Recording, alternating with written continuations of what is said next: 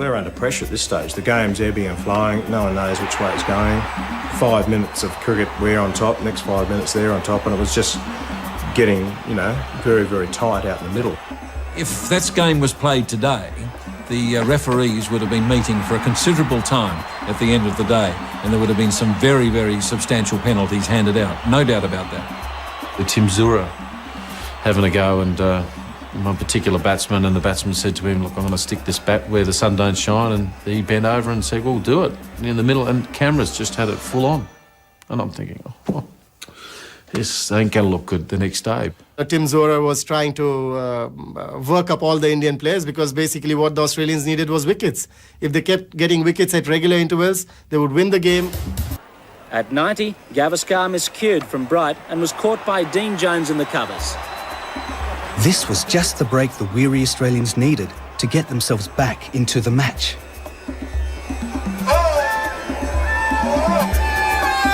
Greg Matthews obviously agreed. He was such a guy who could do anything to disturb the opponent, and he can change your concentration so easily, because he can do so many funny things on the ground.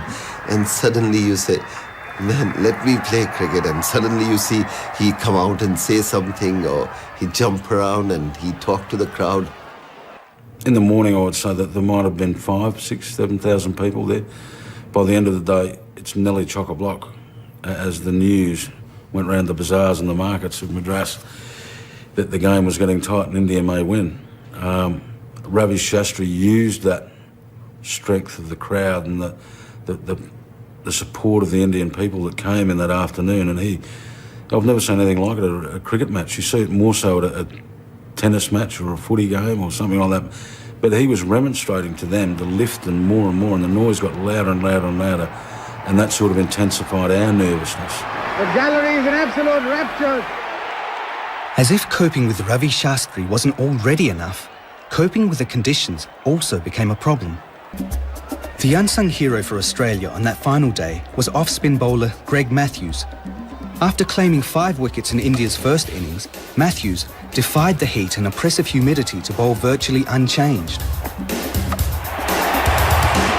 Greg Matthews was very, very strong mentally, and amazing, the whole day he kept bowling in that heat with the cap on.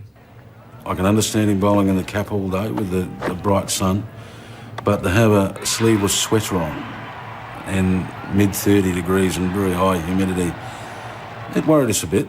I think the closest I can come up with was a typical Greg explanation that, he once saw a show on the nomadic herders, and these guys who were rounding up sheep or whatever in the deserts used to wear the woolen coats to keep the cold air in and keep the hot air out. So that was his theory. Several acrimonious incidents finally unsettled Pandit, who played on to Matthews. And the message was clear as the 6th Indian batsman departed. It did get heated. It was a pretty spiteful match to look back on it. I think both sides knew how important that match was to the rest of the series and to the development of both those sides. India was a pretty experienced side and wanted to stay, I guess, ahead of us in the pecking order. For us, we wanted to get a bit of a reputation as a decent side. Well, we're all human. We all sort of err sometimes in those sort of scenarios under pressure, and both sides were guilty of it. But look, the actual cricket that was played was just outstanding. And just the little personality clashes that sort of happened throughout the day probably added to the tension and the spite and the overall spectacle. There was a couple of players were engaged in a headbutt at one stage in drinks. It wasn't a major headbutt, but it was something that definitely happened. The conditions had taken the toll on the players, not only physically but mentally and emotionally. They were spent, and they were irritable, they were angry, they were sniping at each other. And it needed a lot of control from V. Vikram Raju and Dara Dottawala, the 2 umpires. They became embroiled in it as well, understandably enough. At one stage, Dottawala, in an extraordinary move, said to Alan Border that the pace of it was too slow. He needed to quicken things along. So I had to go and request him to just speed up things, because it's getting dark, and ultimately it's no good for the batsman to bat in a dim light. The inference was that we were slowing down the over 8 on purpose.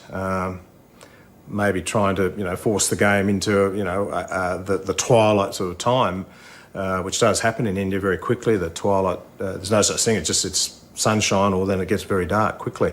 Porter and Dhotiwala were at their best. And I'm telling you, calm